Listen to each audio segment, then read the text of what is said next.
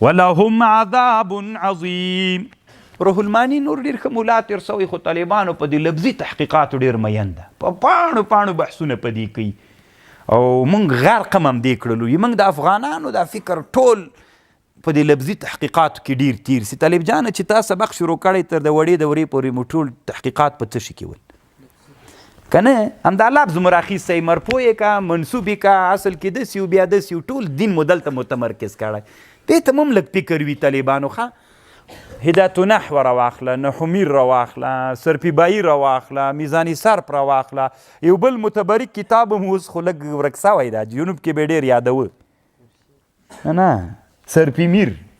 دا مبارک هم ډېر طالبانو خلکو ټول عمر به په دې کې تیر که. هغه د دغه جامیس ولا عبدالغفور مبارک سو. هغه که تاسې فکر وکئ لږ طالبانو، نه وایم چې دا علوم اصل نه لري، خو طالبانو کم فکر وي ټول ژوند مو په چا کې تیریږي؟ په لفظي تحقیقاتو کې تیریږي. معانی او مفاهیمو ته ډېر نه راځو. تاسې فکر ته پام سته؟ نو دا هم ځان سره آینده کې یو اصل وګرځوئ. طالب ملا سي بیچارهګۍ بس چې ملا سي بیرته په لفظي تحقیقاتو لګیایي، نه فقه کې تخصص حاصل کی، نه په تاریخ کې، نه په عقایدو کې، چې دا معانی وي دي طالبانو ټول عمر مګوره په الفاظو کې تیریږي.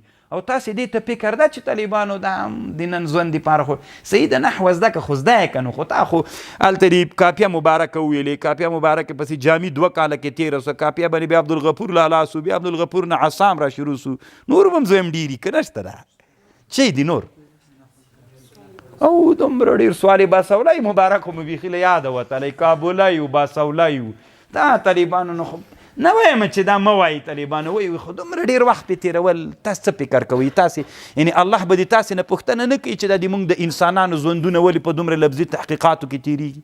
موږ الله تنا د لفظي او دا د ټول افغانستان د مخکې دا څه صیغه ده او دا په یاد مو دي طالبانو هغه خبرې. تنقیح الصیغ یو کتاب ده، دا څه تیزه ده، صیغه د موبایل څه صیغه ده، تسبیح دا څه ولې په معانی ونه غږېږي طالبانو؟ ټول عمر به په دې کې تیر سو. یو څه کسان دي وي دې ته هم که نه، یو څه کسان دي دې کې وي چې خامخا ضرورت ورته پیدا نه شي. دا چې دا ټوله جامعه لفظي تحقیقاتو ته کېږي طالبانو، زه خو ظلم بلم. نه پوهېږم چې تاسې به پوهېږئ که نه یې پوه کړم، پوهېږئ خدای به پوهې کړي که نه پوهېږي، زه هم څه کوم، خو هسې به پوهې کوم هم چې ډېر ټول لفظي تحقیقاتو ته مه متوجه کېږي. ښه لهم ولې طالبانو کافرانو ته عذاب دایمي ده؟ دا عذاب ولې دایمي ده؟ روح المانی وایي یو کافر چې ژوندی و د ده دا کفر که الله ده ته عمر ورکړی وی ډېر، دا کفر به یې دایمي و که لږ وخت پورې به و؟ ده ویلې که زه تر څو ژوندی یم باید کفر کې یم نو اوس چې مړ سو طالبانو الله ورته وایي نو زه جزا څوک در کوم؟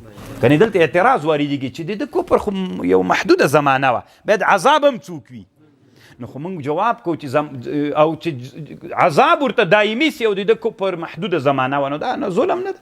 موږ وایي د ده عقیده دا وه که څه څومره عمر وکړم زه به په کفر کې یم، نو جزا یې مو څوک سوه؟ هماسې دایمي شوله.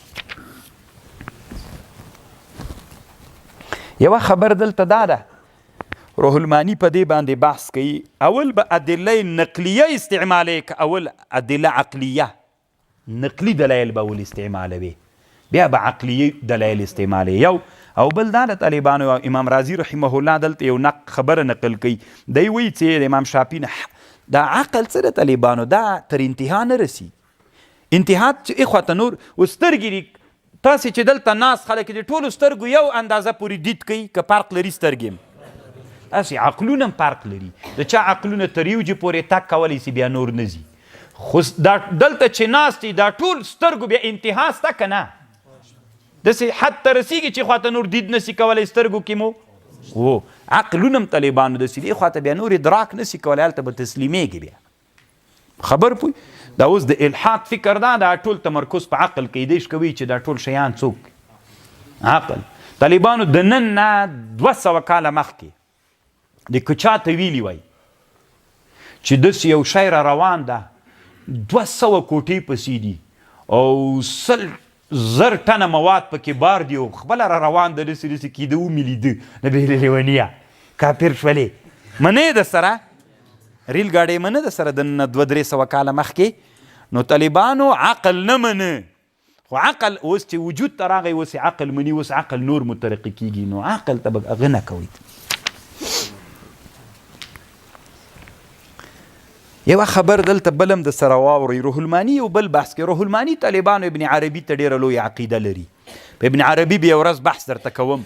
دنیا کې دوی ابن عربي تیر سوي، دواړه مالکیان دي، دواړه اندلسیان دي، دواړه محی الدین نومي دي. یو قاضي ابن العربي ده چې ډېر ښه ملا تیر سوی، او یو صوفي ابن عربي ده. دا صوفي ابن عربي شیخ الاسلام کافر بلی، علی قاری صاحب هم کافر بلی. شامی تر نه دفاع کوي. شامی رد المحتار کې وایي ښه ملا تیر سوی کتابونه دې څوک نه ګوري، پې پوهېږي نه وایي. او دی ډېر احترام ورته لري طالبان، قدس الله سره باندې یادوي. خپل شیخ الاسلام هم وایي ما د فتوحات مکې چې ولیدل وي سخت عقیده مې، خو چې فصوص الحکم مې ولید طالبان وي بیا مې ویل چې کافر ده. خو طالبانو فصوص الحکم هم په دنیا کې یو معما کتاب د ما سره شته ده. طالبانو بیا ورځ خبرې درته وکم، ډېر خطرناکه مولا تیر سوی طالبانو. خو کاش کې امت مسلمه دې د کتابونه راسپړلي وای. دی وایي و یو ورځ به داسې راځي چې دا جهنمیان څه دي؟ دا جهنمیان به وایي په جهنم کې دا اور به د دوی طبیعت وګرځېږي، بیا به ذاتي دوی ته عذاب نه وي. تاسې د ما په خبر پوهېږئ؟ وایي جهنمیان چې ډېر وخت جهنم کې تیر کړي، ذاتي به دا اور د دوی طبیعت وګرځېږي. چې طبیعت یې وګرځي به خوږېږي نه، بس دا به طبیعت چې هم دا اور نه به استلزاز بیا اخلي، خوند به ترې اخلي، طبیعت و مزاج به بدل سي. دا د ابن عربي رایه ده. او د ابن عربي دغه رایه بعضې علماو رد کړې وي، دا د پسې دسیسه د چا له ځانه جوړ کړې. روح الماني وایي دسیسه مسیسه نه ده، بلکل صحیح رایه ده. هلته تحقیق پلانکي کتاب کې ابن عربي داسې نادرې لري طالبانو. یوه نادره یې دا ده، خو چې چاته ونه وایي دی وایي فرعون شهید ده، مسلمان هم ده او شهید هم ده. ګپ نه ده سره لګوم طالبانو، تاسې به ډېره نادري وای فرعون څه د طالبانو مسلمان مړ سوی او شهید سوی ده. وای داسې نادره رایه ده، بیخي داسې ملا تیر سوی طالبانو نادرې خبرې کوي. بیا ټول مفصل بحث درته کوم، تاسې به خاندئ چې دا دې څه ویلې، که نه بیا خبر درته کوم. د کتاب درښیم چې دغه کتاب کې دا خبره شهید ولې ده، وای غرق سوی که نه الغریق شهید ایمان خو اینې آمنتو برب موسی. سری قرآن وی په دې باندې بیا علی قاری رد کړی، فر العون من مدعی ایمان الفرعون. څه نادر سړی تیر سوی طالبانو، خو داسې نه چې ملا نه ده طالبانو، خطرناکه ملا تیر سوی ده، عالم تیر سوی.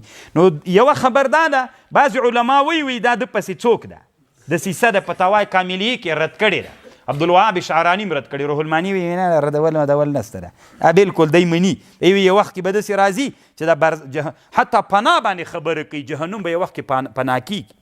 دا هم ډېره خطرناکه مسله ده، جهنم به یو وخت کې پناه کېږي. دا نه تنها د ابن عربي رایه ده، دا د اسلامي امت لوی عالم د علامه شیخ الاسلام ابن تیمیه رایه هم ده طالبان. حادی الارواح الى بلاد الافراح کې ابن القیم په دې اقوال نقل کړي دي. بیا اوږده بحثونه دي طالبانو، مړه کېږئ مه، را ژوندي سئ، علوم راوسپړئ، د علماو خبرې واورئ.